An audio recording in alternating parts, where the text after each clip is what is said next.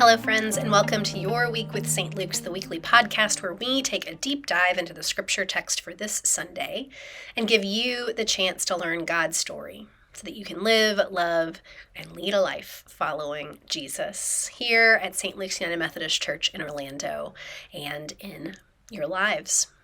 My name is Melissa Cooper. I serve as one of the pastors here at St. Luke's, and I am excited to guide you into this next week of our Lenten season. We are in our second week of Lent, following Jesus on the road to the cross.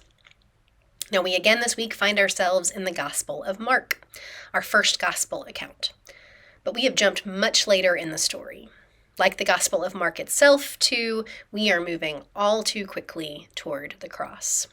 We're in Mark 8 today, and we see a picture of one of Jesus' interactions with his disciple, Peter. Now, for some context for the Gospel of Mark, we touched on this briefly last week in our lecture, but one of the key features of Mark's Gospel is what is known as the Messianic secret. Mark's focus as a writer is on you as the audience, and they want you to be in on something that many of the characters in the story do not quite seem to get. While Mark from the very beginning declares who Jesus is without equivocation, the people who we meet in our gospel stories, especially the disciples, always seem to miss the fullness of who Jesus is and what he is actually there to do. Now, they still follow him, they still devote themselves to him, even without fully understanding the depth of his purpose. Now, this could be its own lesson for those of us who really need to understand and see that as an essential to our faith, right? But that's a different lesson in a different podcast. But there are moments, key moments throughout the gospel where Jesus not only reveals and names his identity, especially for the disciples, but he also gives them a prediction of the passion narrative to come. Now, Mark chapter 8 gives us a scene that puts us in the shoes of the disciples themselves, especially Peter and his own struggle with Jesus' identity and fate. Now, while our text for this Sunday is the last section of the chapter, we can't just take that by itself. We need to start a couple of stories earlier and take the whole chapter together to really set ourselves up to see the full impact of what Jesus says to Peter, which can be a bit shocking.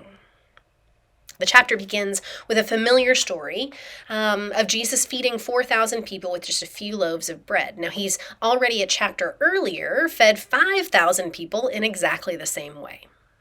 But just a scene later, the disciples find themselves in a boat with Jesus and lamenting that they now don't have enough bread to feed themselves. So let's pick up in Mark chapter 8, starting with verse 17.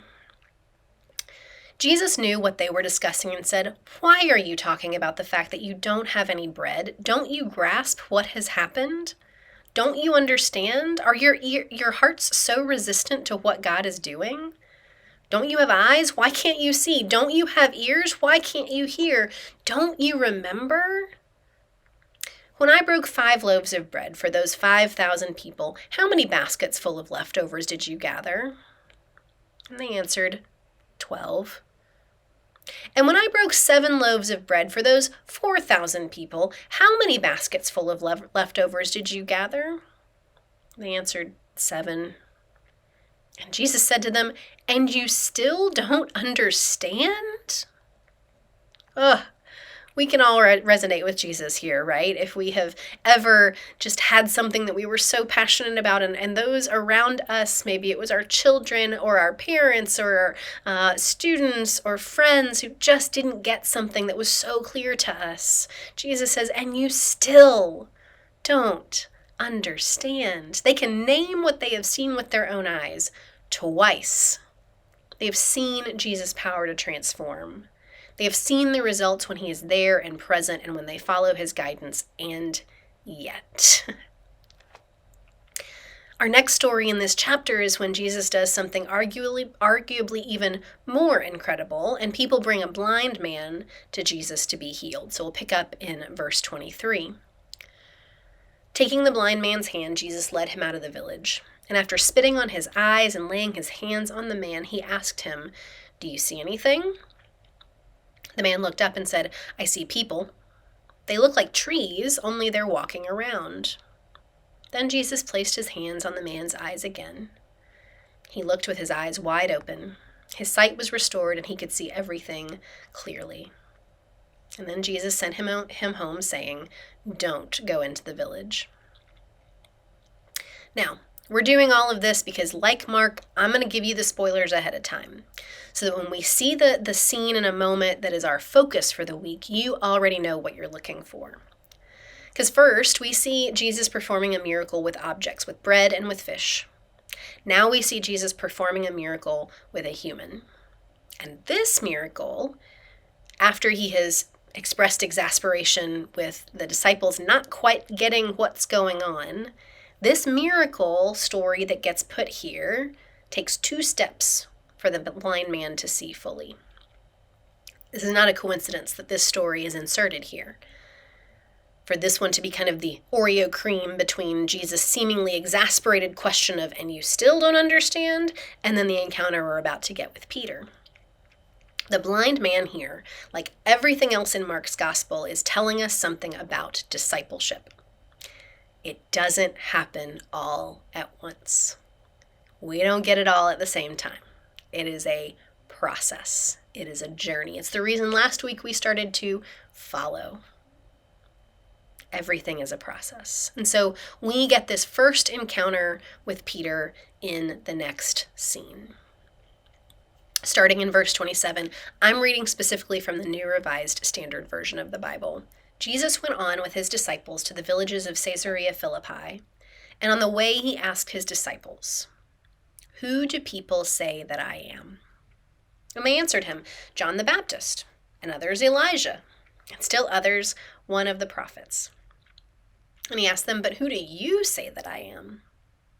Peter answered him, "You are the Messiah." And he sternly ordered them not to tell anyone about him. Jesus is checking in. Do you get it yet? And he seems to find Peter's response that he is the Messiah acceptable. All right, so let's take that whole context in mind. And now we are coming to what our actual text for this week is. This is our focus text for this week, chapter 8 of the Gospel of Mark, beginning in verse 31. Now, this is one of 3 explicit passion predictions Jesus makes, where he says specifically what is to come. He shifts from that question he shifts from the question that he has just posed to the disciples of, "Who do you say that I am?" to a time of spelling out the answer of what it means to him. So Peter has said, "You are the Messiah." And so Jesus says, "All right, here's what that means." And this is where we pick up in verse 31.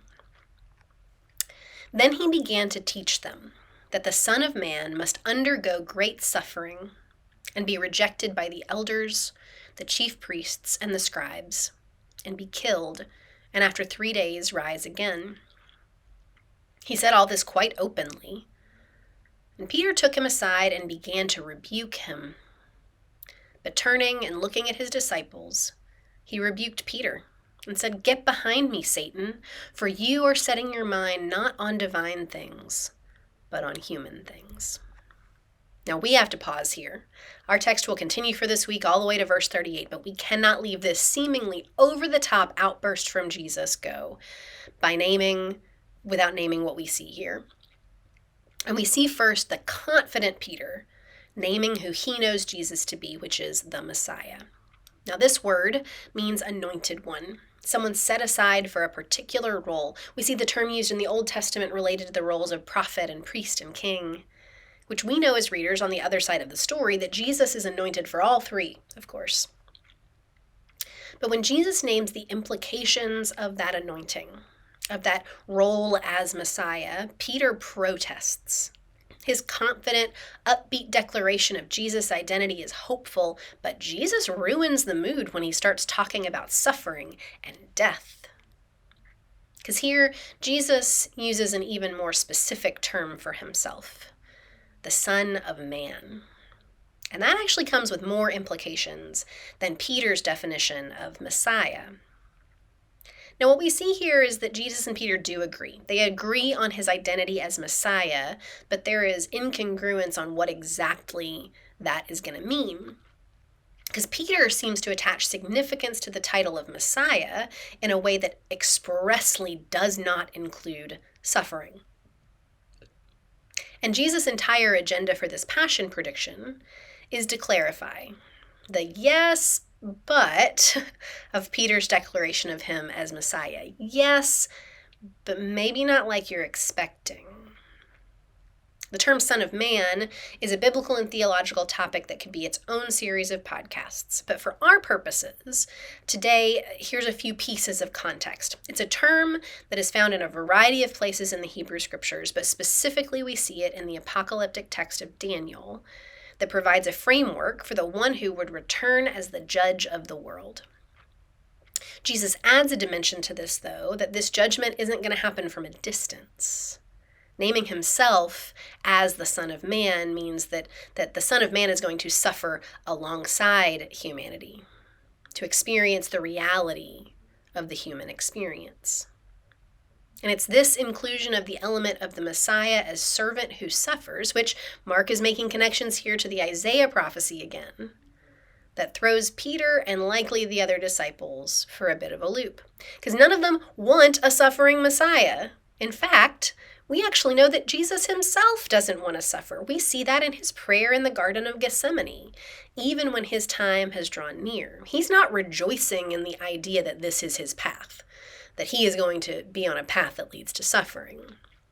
And honestly, if I put myself in Jesus' shoes, that may be even the reason for his seemingly aggressive response to Peter. It's not that he's rebuking Peter for wrong belief or even disbelief. He's holding Peter back so that he's not tempted to turn away from the path that he knows he has to be on. Because remember, the character of Satan, this one that is so often misunderstood, is one of testing or tempting, of accusing, not of evil and darkness in the way that we've been conditioned to think of that character.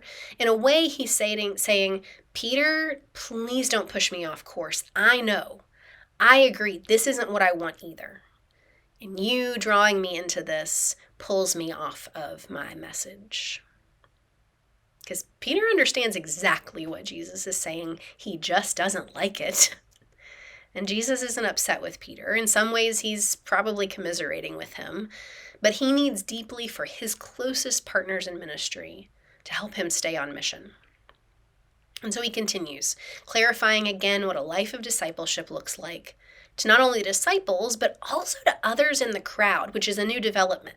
This messianic secret begins to become less secret now that he has made this first passion prediction, now that he has named what it really means to be the Messiah or the Son of Man. So it also becomes less of a secret what a life of following him is going to look like too.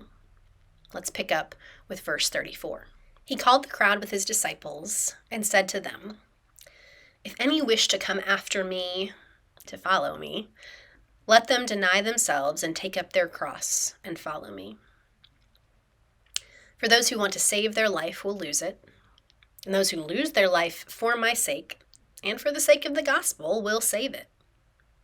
For what will it profit them to gain the whole world and forfeit their life? Indeed, what can they give in return for their life? Those who are ashamed of me and of my words in this adulterous and sinful generation. Of them, the Son of Man will also be ashamed when he comes in the glory of his Father with the holy angels." Now, the phrase "take up your cross" is all too commonplace in our modern day, right? It can be used even as a joke. It's sometimes used as shorthand for deal with it, or yeah, life's hard. But for us, in our modern reading context, the cross doesn't come to mind immediately as a feared tool of political execution. We most often see it as a warm and treasured symbol. And we also know that the rest of the story is that Jesus dying on the cross and he's then resurrected to inaugurate liberation for all people, right? We know the whole story of what one particular cross meant. But Jesus' hearers would have been closer to the cross as a public square lynching tree. So we have to put ourselves in a different context to hear what exactly he's implying. And then we see why Peter might be reacting in such a dramatic way, too. Jesus is telling those who have committed to follow him, his disciples, and those who seem interested in following him, the crowd, what that actually means. Not only does it mean his suffering as Messiah, it also means that they then follow in his footsteps. And that is something that is really essential to the kingdom for Mark's gospel. Mark doesn't leave out the stories of crowds fed and people healed and the resurrection victory, but Mark, and therefore Mark's Jesus, is not afraid to name truthfully what the path to that resurrection entails, both for him and for us. One theologian says it this way: Jesus does not suffer and die because suffering is good. The necessity of the suffering comes from the way Jesus lives. A series of actions that pay no heed to social and religious norms. A life that reaches out to those who are ostracized, like we see in Mark 5. That reaches out to those who are unclean, like we also see in Mark 5. Or to those who are marginalized, like we see in Mark 7. Mark has already profiled this suffering in the story of John the Baptist's death in chapter 6. John is arrested and dies because he ran afoul of those in power. Suffering that results from the ways that God's kingdom does not comport with human dominion is very different from prescribing suffering for its own sake. Suffering is a topic that we generally don't handle well, right? The problem of suffering is one that theologians wrestle with probably more deeply than any other. But like with everything else, Mark is not trying to over-dramatize the message. Mark is simply stating facts. And like Peter, we get to choose how we respond. Maybe this week we need to imagine Jesus asking us the same question. Who do you say that I am? Because in asking Peter to give witness to who he is, he's asking Peter to think about it himself as well. Because the Messiah comes in a specific place and time, to a specific group of people. And Peter has to look at his own location of place and time and reevaluate what it means to live in the midst of empire. He has to wonder, why is Jesus asking this question of me now? By answering the question of Jesus' identity, Peter shows us something about his own beliefs and his understandings. And so if we also answer this question about Jesus' identity, we're also answering a question about our own identity. We can't name who Jesus is if we say we follow him without revealing something about who we are, and who we are and how we live inversely reveals who we have decided Jesus to be. And who would others say that Jesus is? Because they've known us. How are we hearing in this season Jesus' truth of the path of discipleship? And how does that mean that we are speaking truth about Jesus? Not just with our own words, but with our own paths.